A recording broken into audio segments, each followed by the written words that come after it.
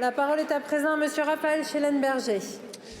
Merci Madame la Présidente. Monsieur le Premier ministre, les factures d'énergie pèsent lourd sur le pouvoir d'achat des Français, qu'il s'agisse du gaz, de l'électricité ou des carburants. Vous avez donc demandé à votre gouvernement la semaine dernière de vous formuler un certain nombre de propositions afin de réduire la facture d'électricité pour les Français. En Allemagne, le gouvernement a décidé de subventionner la consommation d'électricité pour un certain nombre de gros consommateurs, les entreprises électro-intensives, à hauteur de 50 € du mégawattheure d'électricité. Qu'on se rende bien compte de quoi il s'agit. En Allemagne, le prix de l'électricité subventionnée sera plus cher que le prix de l'électricité sur le marché français.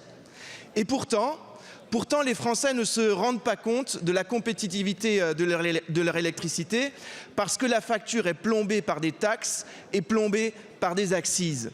Alors, Monsieur le Premier ministre, quelles sont les propositions que vous entendez mettre en œuvre pour réduire les accises sur l'électricité afin que les Français bénéficient du prix particulièrement compétitif de notre système? Merci beaucoup, Monsieur le député. La parole est à Monsieur Sébastien Martin, ministre en charge de l'Industrie. Merci Madame la Présidente, Mesdames et Messieurs les députés, Monsieur le député Schellenberger.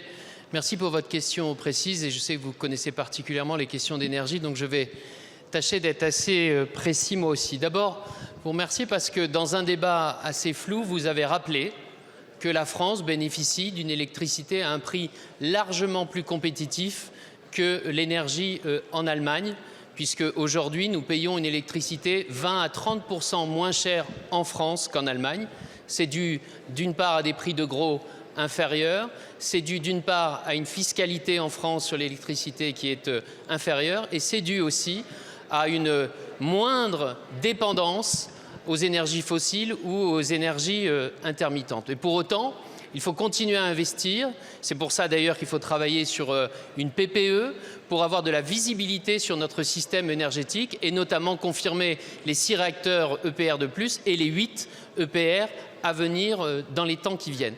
Et puis le Premier ministre, comme vous le dites, a demandé à Roland Lescure de travailler sur la possibilité de conforter cette compétitivité parce que, comme vous l'avez dit à l'instant, malgré ces subventions, nous conserverons, et notamment pour nos industriels, un prix en France plus compétitif que le prix qui sera celui de l'Allemagne qui devra consacrer 2 à 3 milliards d'euros par an et uniquement sur les très gros consommateurs d'électricité, alors qu'en France, nous disposons déjà de dispositifs de soutien sur les très gros consommateurs. Donc, nous allons continuer à travailler, comme vous le suggérez, sur la question des accises. Les accises, en fait, c'est quoi? C'est les différentes fiscalités qui pèsent sur l'électricité. Ce travail est en cours et bien évidemment, nous ne manquerons pas d'en faire part à la représentation nationale. Et pour cela, il faudra aussi que ce débat ait lieu dans le cadre du budget pour 2026. Merci, Monsieur le ministre. Monsieur le député. Merci Madame la Présidente, merci Monsieur le Ministre pour votre réponse. Pour autant, la question des accises n'est pas qu'une question fiscale, elle est une question de système puisque les accises financent des déséquilibres du système et si on veut baisser les accises, il faut traiter les déséquilibres de ce système. Permettez-moi trois propositions simples. La première, par exemple, s'assurer que l'électricité solaire couvre la pointe de consommation du soir grâce au stockage, par exemple. La seconde, s'assurer que notre mécanisme de capacité ne vienne pas financer tout et n'importe quoi, mais uniquement la tenue de notre système et éviter le blackout en période de pointe et d'hyperpointe de consommation. Et puis enfin, un plan massif d'augmentation de la consommation d'électricité pour éliminer les surcapacités, un plan industriel d'augmentation de la consommation, notamment en ciblant la transition industrielle par l'électrification des procédés. Merci beaucoup, Monsieur le député.